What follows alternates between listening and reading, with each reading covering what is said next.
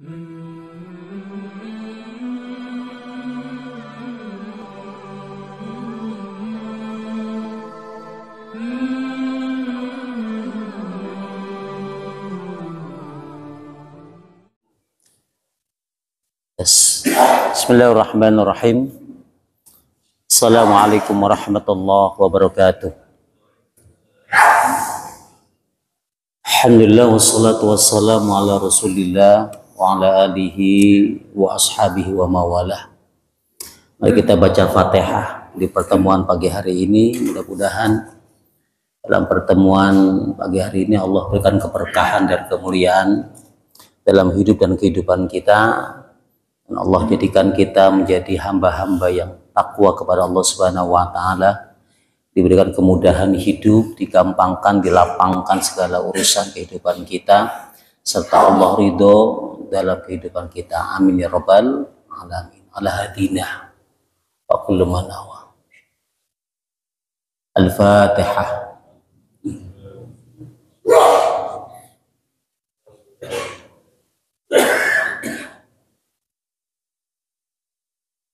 Bismillahirrahmanirrahim. Alhamdulillah wassalatu wassalamu ala rasulillah wa ala alihi wa ma ba'd. Para kiai yang dirahmati Allah Subhanahu wa taala, seluruh jamaah kuliah subuh yang dirahmati Allah Subhanahu wa taala, pagi hari ini kita akan mencoba masuk pada tema fikih Ramadan secara kontemporer. Berikut dengan problematika dan apa yang terjadi dalam dinamika kehidupan kita selama ini. Muqaddimah kita di pagi hari ini adalah bahwa Allah merangkai 3 bulan secara berturut-turut sebagai bagian daripada sirkulasi untuk menyambut Ramadan. Maka kita sering membaca doa, Allahumma barik lana fi Rajaba wa Sya'bana wa balikna Ramadan. Ya Allah, berikan kepada kita keberkahan di bulan Rajab, Sya'ban dan Ramadan. Lah, lalu apa kaitannya ketiganya itu? Ternyata ketiganya punya kaitan yang sangat erat. Kalau orang ingin sukses menghadapi Ramadan, maka harus sukses ketika bulan Sya'ban. Kalau orang ingin sukses di bulan Ramadan, maka harus sukses di bulan Sya'ban. Nah, apa itu bulan Rajab? Walaupun sudah berlalu, barangkali kita juga perlu untuk dijadikan barometer di tahun-tahun berikutnya.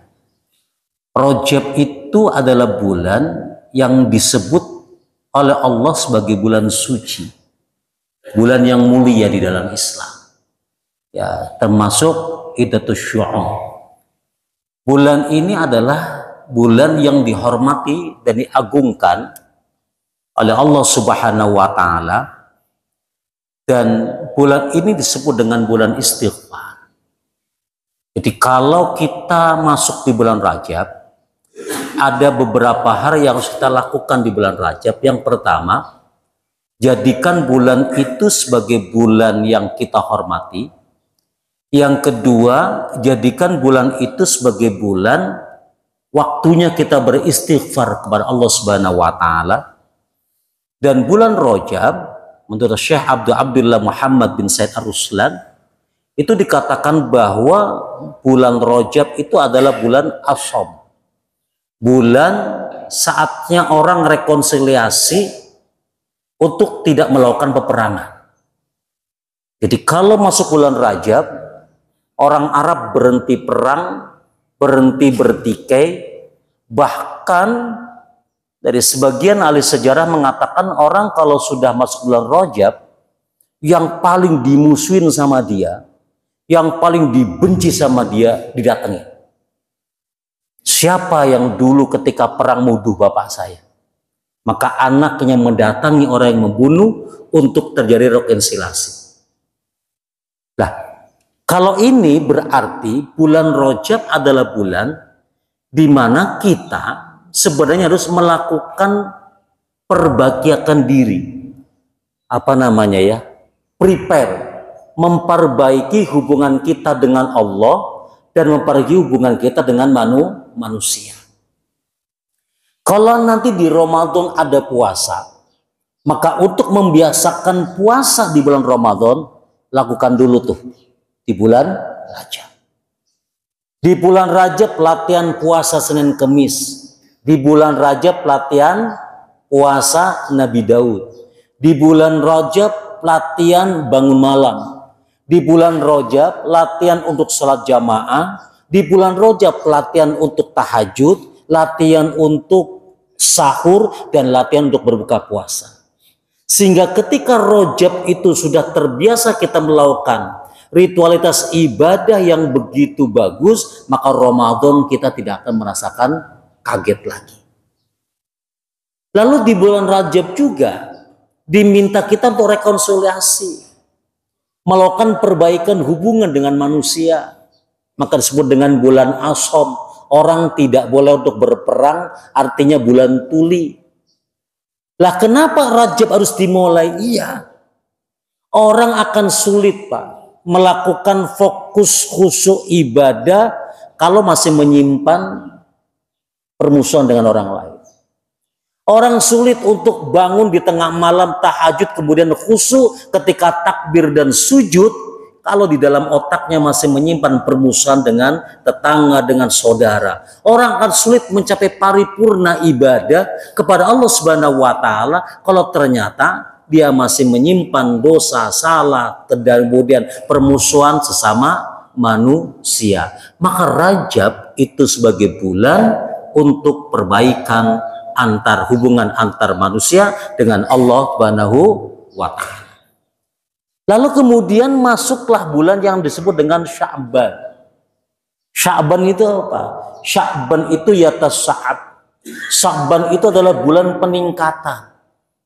Nah, ahli sejarah memberikan tafsir yang berbeda bahwa Sya'ban yatasya'ab karena orang-orang Arab saat itu biasanya ke gunung, Pak. Bulan Sya'ban.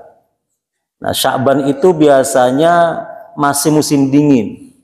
Jadi kalau saya kemarin baru pulang dari kota suci Mekah, itu panas di Madinah itu dingin di Madinah itu 12 derajat bahkan sampai 8 derajat. Jadi kalau pagi panjenengan akan menggigil di sana. Ya, jadi kalau hari ini mau umroh, ya harus siap-siap bawa long john, pakaian tebel, ya, atau pakai sarung tangan. Karena kalau nggak pakai sarung tangan, tangan Anda kalau dicubit itu terasa apa namanya nih, kebas karena kedinginan. Ya. Nah, di bulan Sya'ban itu orang-orang Arab naik ke atas bukit, ngumpulin nyari air, di mana kalau sudah ketemu dengan sumber air, mereka berbondong-bondong mengalirkan air kemudian ditampung dalam girbah. Kalau dulu girbahnya sedikit, masuk ke di bulan Sya'ban dibesarkan girbahnya. Girbah itu kalau dalam bahasa kita ember. Dikumpulkan.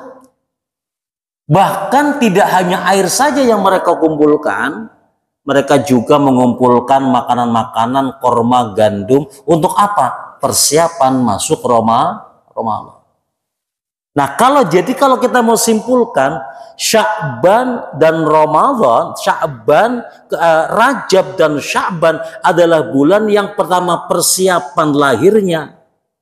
Ya, persiapan batinnya dengan beribadah. Yang kedua, prosesi pembersihan diri kita dengan manusia dengan meminta maaf. Sya'bannya adalah proses untuk pembekalan diri supaya bagaimana? Nanti ketika masuk ke Ramadan, kalau disuruh tarawih sudah tidak ngeluh lagi karena udah biasa ibadah. Kalau disuruh puasa, ya, ikhla'ul batni min tulu'il fajri ila ghurubi syamsi, ngosongin perut dari pagi sampai sore, sudah terbiasa karena sudah terbiasa puasa Senin Kemis di bulan Rajab.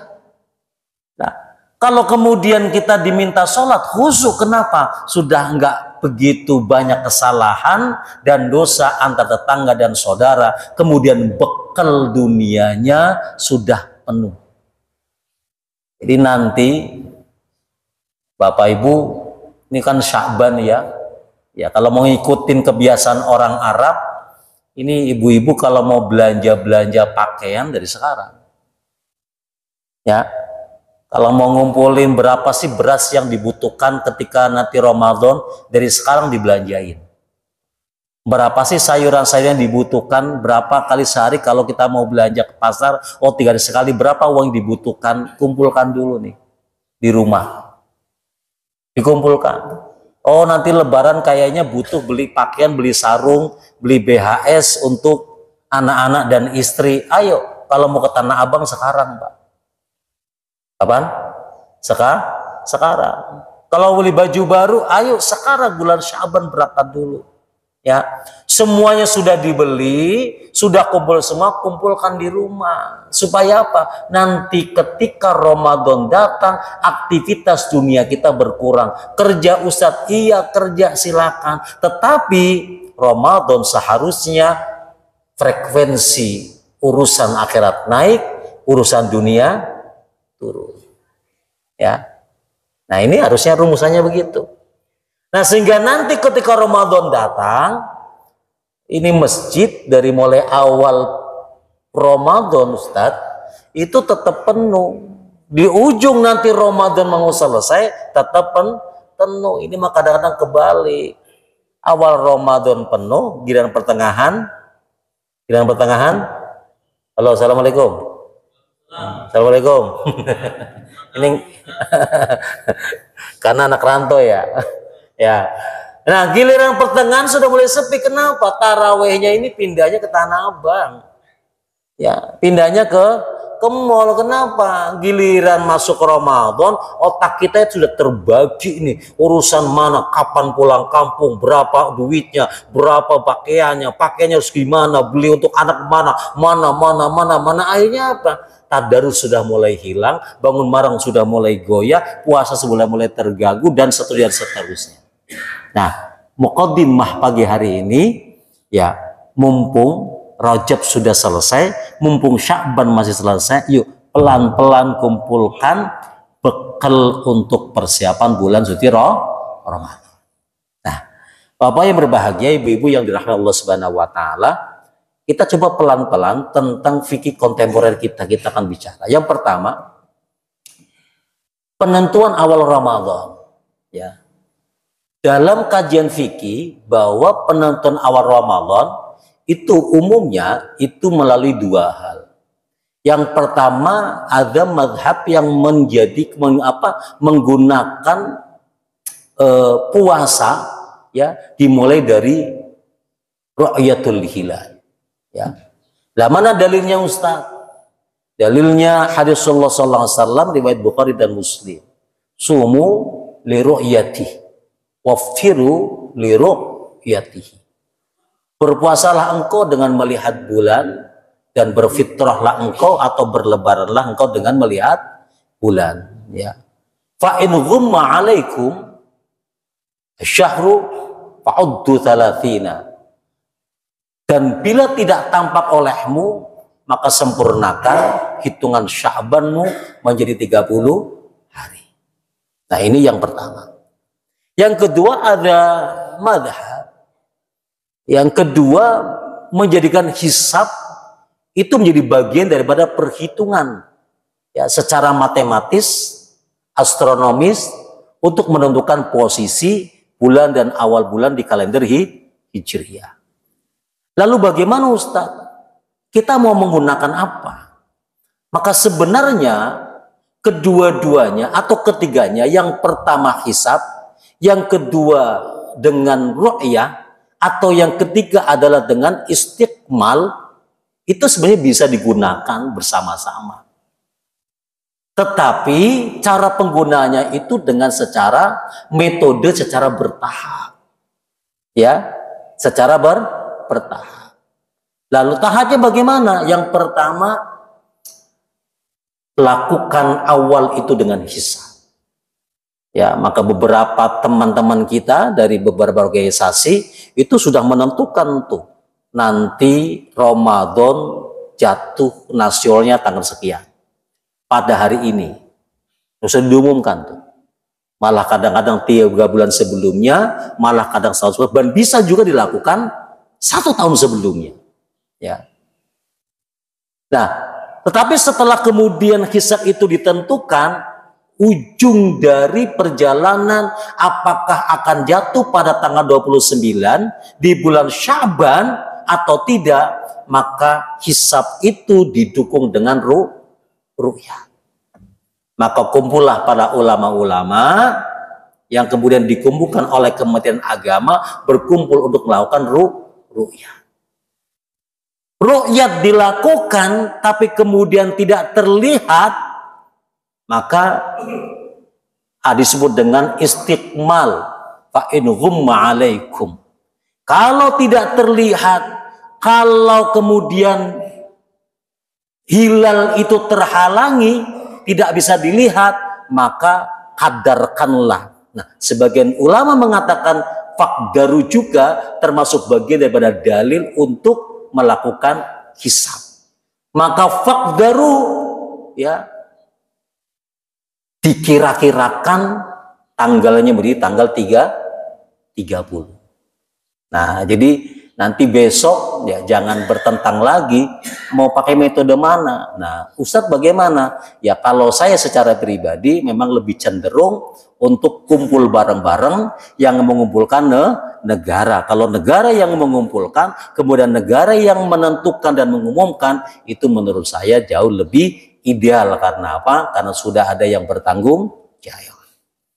Nah, fikih kontemporernya apa Ustadz? Nah, bagaimana kalau seandainya kita berpuasa di wilayah atau negara yang ekstrim? Nah, negara yang ekstrim, yang tanggalnya, bulannya, harinya itu enggak umum kayak kita. Kita ini kalau siang berapa jam sih, Kiai? Berapa siang? 12 ya? 12. Ada negara yang kalau siangnya itu 20 jam. Itu wilayah Greenland, Finlandia, Norwegia, itu hari-hari siangnya bisa sampai 20 jam lebih gitu.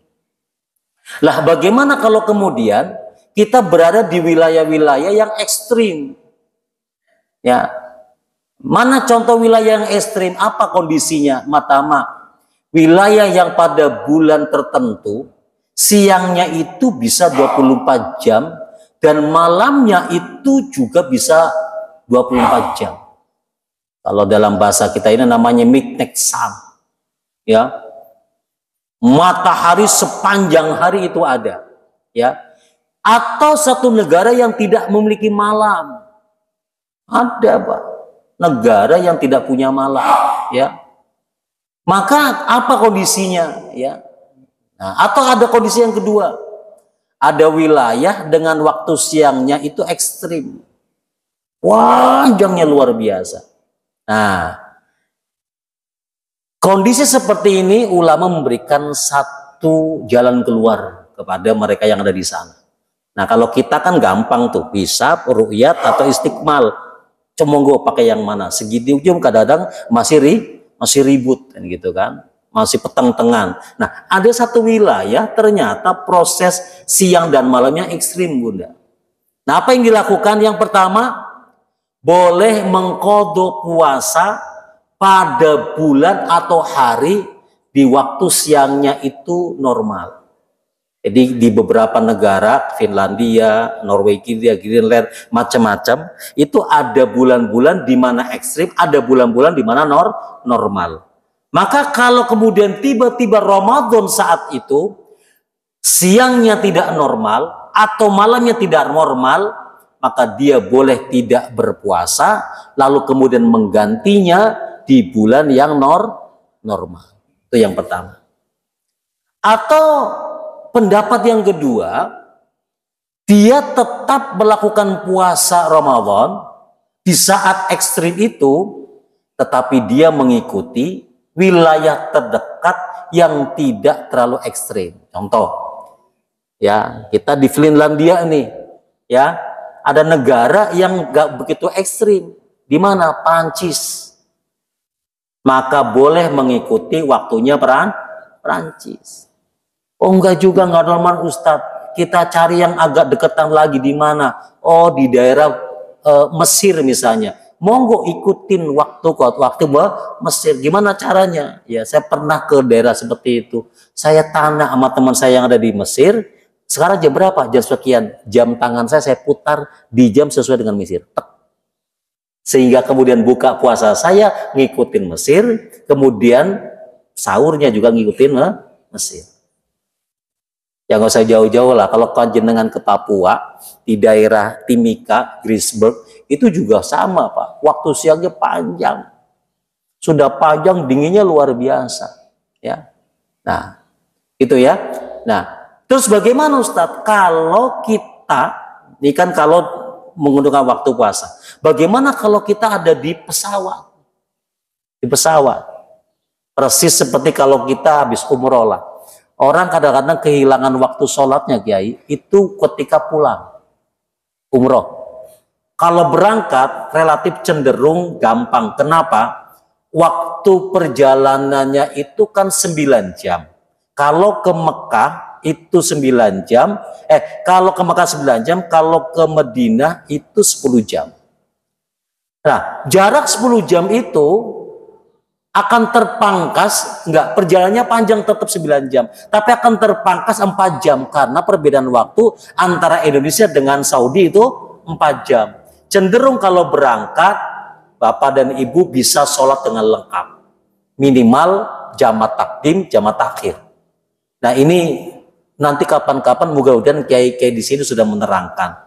Bapak Ibu, kalau kita melakukan perjalanan safar, jangan melakukan sholat di pesawat atau sholat wajib di kondisi kita tidak sempurna selama masih ada fasilitas jamaah takdim dan jamaah takhir. Ini catatan ya.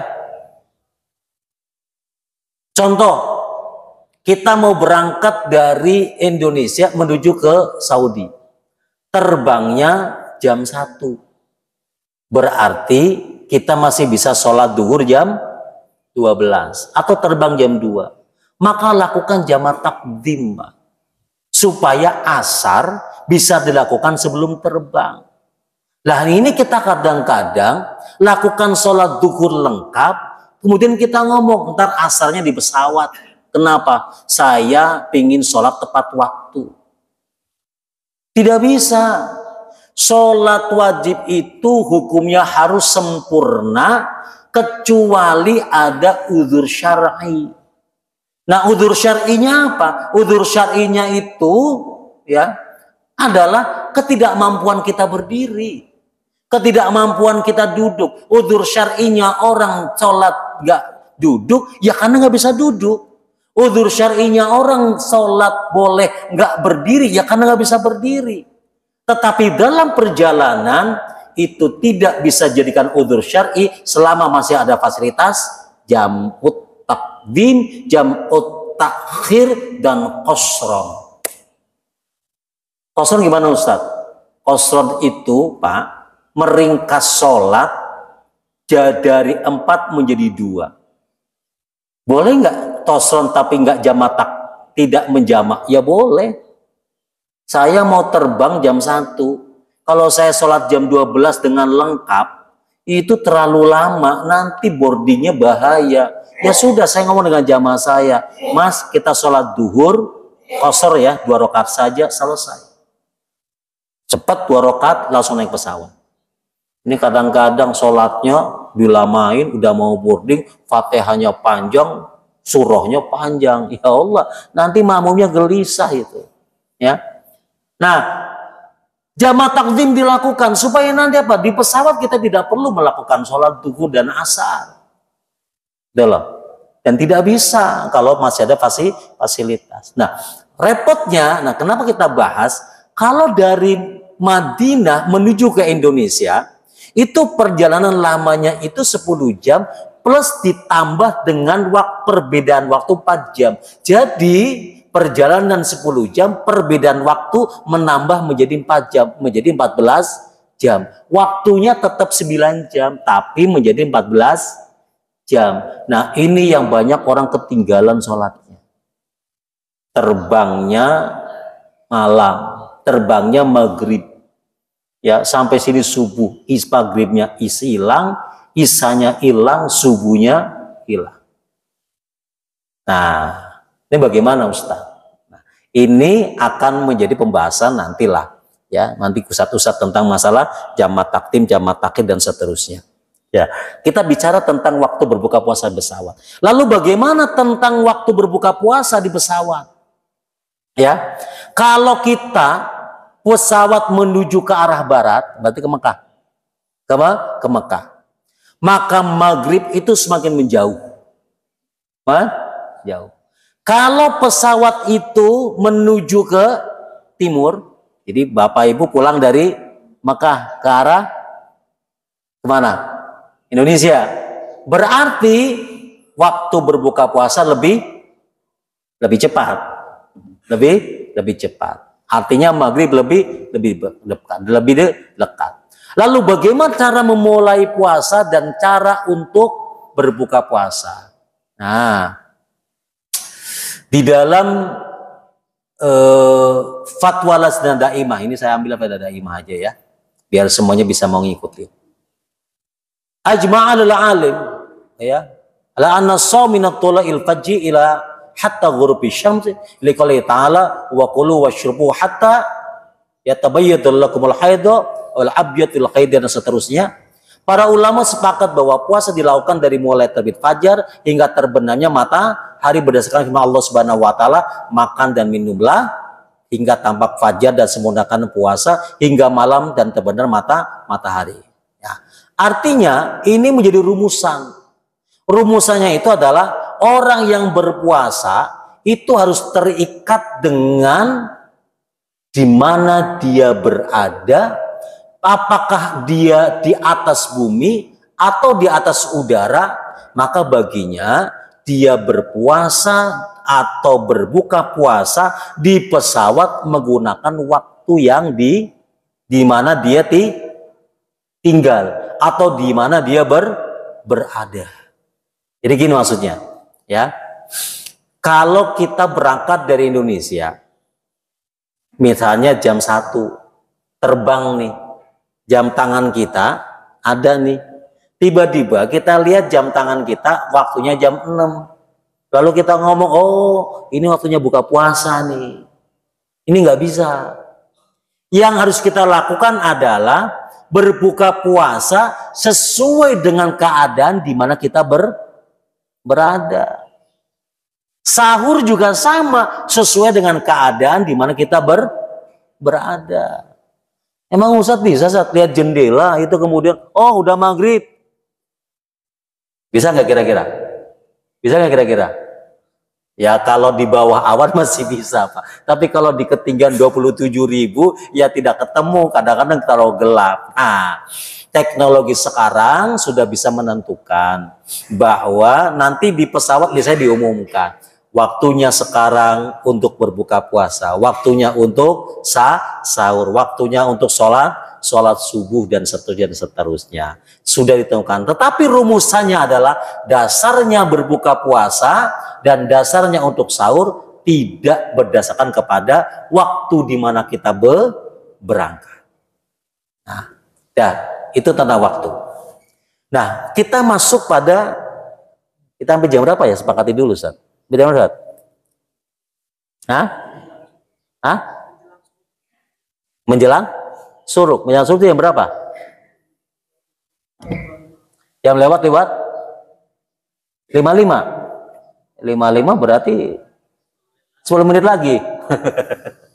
Ya sudah, saya ikutin ya. Jam 5 lewat 55 kita selesai. Lalu batalkah puasa kita? Ya. Ketika ada benda masuk ke dalam tubuh atau benda yang keluar dari tubuh. Ini masih pertanyaan, Pak. Batalkah kita ketika berpuasa, ketika ada benda masuk ke dalam tubuh atau benda keluar dari tubuh? Nah, satu dulu, mudah-mudahan cukup waktunya. Kalau ada benda yang masuk ke dalam tubuh, kalau dia fungsinya sebagai nutrisi, tahu nutrisi, Pak? Nutrisi itu adalah benda untuk membuat kuat, membuat kita kenyang, ya.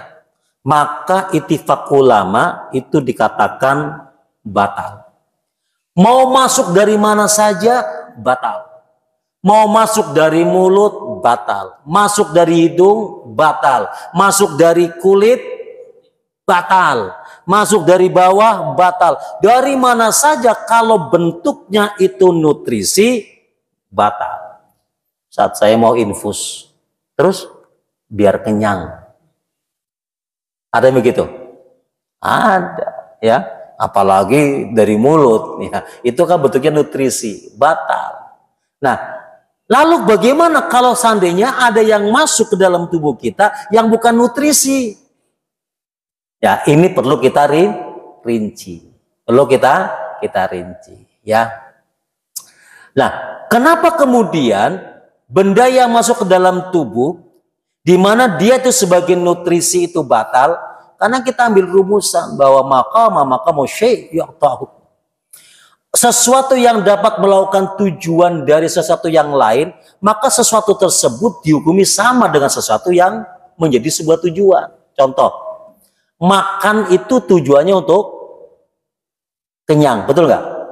Untuk kenyang. Ada satu kegiatan yang bentuknya bukan makan, tetapi tujuannya sama dalam rangka untuk kenyang. Maka kegiatan perbuatan yang ada itu akan terhukum sama dengan hukum dasarnya. Makan itu membatalkan puasa karena tujuannya untuk kenyang. Maka suntik itu menjadi batal karena tujuannya sama dengan makan. Paham ya, Pak ya? Paham nih ya? Nah, itu rumusannya. Nah, lalu apa sih yang masuk ke tubuh itu? Lewat mana tuh masuk ke tubuh itu? Yang pertama, sesuatu yang masuk ke tubuh itu yang pertama lewat tenggorokan. Yang kedua lewat pori-pori kulit. 3 lewat rongga mata. Nih. 4 rongga hidung. 5 rongga telinga. 7 rongga dubur belakang. Ya. Ya, 6 rongga dubur, 7 rongga kubul depan. Nah, 1, 2, 3, 4, 5, 6, 7 itu memiliki aspek nilai hukum tersendiri dan perlu kita bahas satu persatu sebenarnya. Apakah ketika ada yang masuk ke tenggorokan, pori-pori, rongga, hidung, mata, telinga, dubur dan seterusnya itu membatalkan atau tidak? Ya, satu dulu. Kita rinci dari tenggorokan, ya. Ini panjang ini sebenarnya, ya. Hukum asalnya itu tidak batal, ya. Satu dulu. Belum mencapai, jika ada sesuatu belum mencapai tenggorokan, nah, belum mencapai tenggorokan, harus ada di mulut, ya. Maka hukum asalnya itu tidak batal, ya. Qala Rasulullah sallallahu alaihi wasallam an Umar bin Khattab sallallahu alaihi wasallam, araitu law tamat bima'in wa anta sha'ib. Qultu la ba'sa bidzalik. Faqala Rasulullah sallallahu alaihi wasallam faqih. Nah, dari Umar radhiyallahu Rasulullah sallallahu alaihi wasallam bertanya, apakah pendapatmu apabila kamu berkumur-kumur dengan air padahal kamu sedang berpuasa? Maka Umar menjawab, hal itu tidak mengapa atau tidak membatalkan puasa. Kemudian Rasulullah SAW bersabda, lalu di mana masalahnya? Nah, hadis ini menerangkan bahwa kalau ada benda masuk ke dalam mulut, tidak masuk ke tenggorokan, tidak batal. Ini hukum dasar awalnya. Lalu bagaimana kalau kemudian Ini barang yang masuk ke dalam mulut itu bersifat mubalaghah, berlebihan. Berlebihan, ya. Nah, ini kemudian menjadi konsentrasi ulama. Contoh sederhana, gini Pak. Bapak di siang hari wudhu, kemudian madmadah. Orang yang madmadah di bulan Ramadan punya potensi air masuk atau enggak? Punya enggak? Punya potensi air masuk ke dalam tenggorokan. Nah, kalau ada orang madmadah di bulan Ramadan, maka fikih berbicara hukumnya makruh. Kenapa? Karena dia punya potensi untuk membatalkan puasa. Kapan? Ketika ada ketidaksengajaan ketidaksengajaan air masuk ke dalam tenggorokan karena faktor kumur. Ya. Lah kalau nggak sengaja kemudian masuk gimana? Batal. Kenapa? Dia tahu madmadah yang mubalaghah yang berlebihan itu punya potensi itu. Sama persis begini. Renang itu nggak batalin puasa, Pak. Nggak batalin. Tapi kemudian renang itu akan menimbulkan potensi air masuk ke dalam tenggorokan kita. Maka andai kan Bapak atau Bunda berenang, kemudian tidak sengaja air itu masuk, maka batal puasanya walaupun tidak sengaja. Nah, yaitu yang pertama yang bersifat mubalaghah. Yang kedua, ada yang bersifat taladzud. Sesuatu yang menimbulkan nikmat. Mana contohnya? Ibu masak sore-sore sayur bayam ya untuk buka puasa. Dicoba dong. Kira-kira nyoba boleh nggak? Boleh nggak? Boleh ya. Boleh ya. Dicoba. Tetapi cobanya jangan sampai taladud, menikmati. Nyoba sayuran kok 1 centong misalnya gitu ya. Ya. 1 centong, udah 1 centong dibikin kumur-kumur lagi. Ngapain? Nyoba rasanya kayak apa gitu kan. Ya. Nah, ini membatalkan puasa. Maka kemarin ada yang orang berkata bahwa ngerokok itu nggak batal puasanya Ustadz. Kenapa? Nggak ditelen. Gitu kan? Nggak ditelen. Gitu kan? Nah, itu kategorinya adalah taladud, menikmati apa yang ada di mulut. Seperti orang makan permen. Permen bisa nggak ditelen? Bisa nggak? Bisa. Lah kalau kemudian permen itu, ngemut permen nggak batalin puasa, udah enak itu orang ngemut permen tiap hari. Lah kenapa kemudian batal? Karena itu bersifat taladud, membuat orang itu menikmati apa yang dimakan atau apa yang ditelan itu, maka tidak diperbolehkan. Nah, yang kedua, lalu bagaimana Ustadz? Kalau kemudian ada benda yang masuk ke tenggorokan, tapi sebenarnya bisa dihindari, dihindari. Mana contohnya? Semprotan asma, inhaler, atau nebulasi uap. Nah ini khilafiyah. Bila hindari. Atau kalau kita di perjalanan kan banyak ya, ada menelan uang, menelan macam-macam ya, menelan tanah dan lain-lain. Ya, sebenarnya bisa dihindari. Maka mazhab itu mengatakan bahwa ada mazhab yang membatalkan, tidak batal, ada mazhab yang membatalkan. Ya. Nah, siapa yang tidak membatalkan? Ya, termasuk ya ulama-ulama ya dari tanah Arab sana di Saudi, Abdullah Aziz bin Baz, Muhammad Utsaimin, Yusuf Al-Qardawi dan seterusnya itu mengatakan bahwa tidak membatalkan semprotan inhaler. Ada mazhab yang kedua itu batal. Contohnya adalah Muhammad Mukhtar As-Sulaimi, Mufti Tusi Muhammad Abdul Latif dan sebagainya. Saya kumpulkan ada sekitar 15 ulama yang mengatakan itu batal. Lalu kalau sudah begini bagaimana Ustaz? Khuruju minal khilaf mustahabbun. Keluar saja kalau memang tidak perlu-perlu banget untuk memakai inhaler atau nebulasi uap. Kan nebulasi uap. Tuh yang nebulasi uap itu.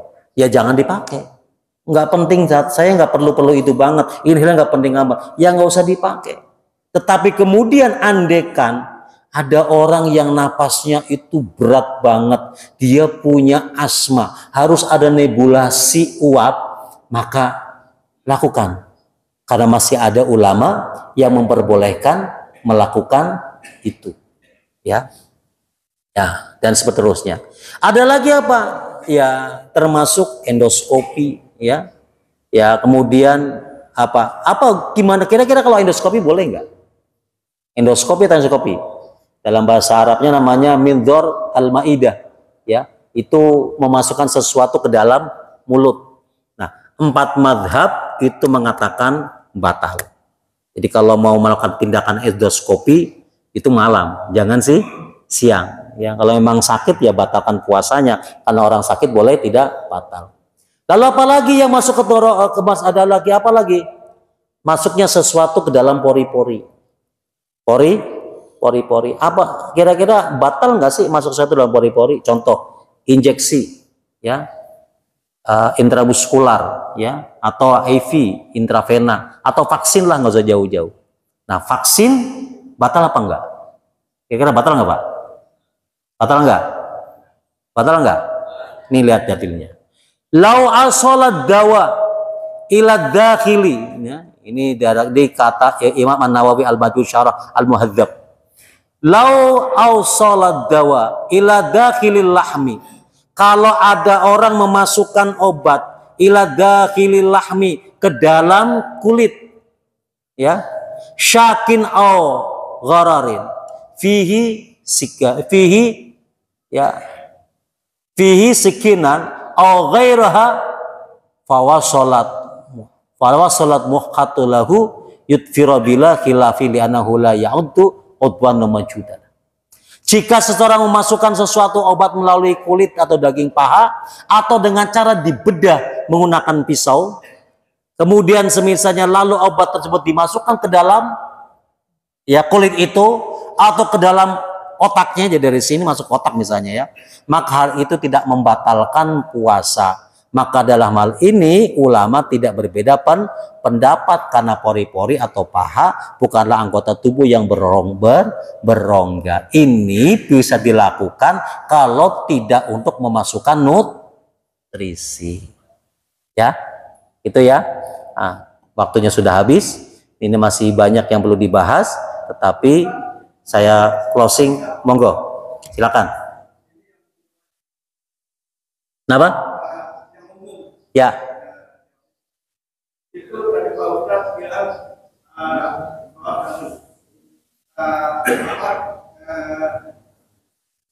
gitu. Gimana kalau Pak Ustadz sholat tepat waktu di kendaraan, kemudian sampai di tanah, kemudian sholat lagi, itu bid'ah nggak? Ya. Lalu bagaimana? Oh iya, ini tadi kan saya bilang, mungkin barangkali nanti ada termin tersendiri. Kita bisa membahas tentang itu. Oke, saya boleh lakukan ya. Pak Ustadz, bagaimana kalau kemudian, ini tahapnya begini Pak, tahapannya. Kalau kita mau melakukan perjalanan, maka utamakan yang disebut dengan jamak takdim atau jamak takhir. Nah, seandainya jamak takdim itu tidak terpenuhi nih oleh kita, atau jamak takhir nggak terpenuhi, kemudian sudah waktunya sholat, contoh subuh kan nggak ada jamak takdimnya Pak, ya, subuh nggak ada jamak takhirnya, masuk waktu subuh, kemudian kalau kemudian kita nggak sholat, jam 8 baru mendarat, lalu bagaimana? Maka lakukan dalam kajian fikih itu dengan 2 hal. Yang pertama, sholat li hurmatil wakti, lakukan sholat sesuai dengan kondisi yang memang ada, ya, kondisi dengan ada, sambil duduk dengan posisi yang tidak sempurna, itu pun boleh untuk tidak melakukan wudhu, li hurmatil wakti. Lalu kemudian setelah Anda mendarat di tempat yang Anda bisa lakukan sholat dengan sempurna, maka lakukan sholat itu dengan sempurna di tempat Anda mendarat, ya. Nah, sebagian ulama mengatakan sholatnya disebut dengan qodoan. Ya, Ustadz nggak ada qodoan, ya sudah, nggak perlu pakai bahasa qodoan, tetapi lakukan sholat dengan sempurna. Gitu ya? Ya, cukup? Oke. Bapak Ibu yang berbahagia, mudah bermanfaat apa yang hari ini saya sampaikan. Ketidaksempurnaan pembahasan yang panjang ini mungkin karena faktor memang waktu subuh kita memang sudah terlalu mepet, dan ya mohon dimaklumi. Mudah-mudahan puasa kita di bulan Ramadan bisa kita laksanakan dengan baik dan sempurna, biar kita bisa mengambil kebaikan-kebaikan bulan suci Ramadan dengan baik. Kita tutup dengan baca hamdalah, alhamdulillahirabbil alamin. Wallahi wa Assalamualaikum warahmatullahi wabarakatuh.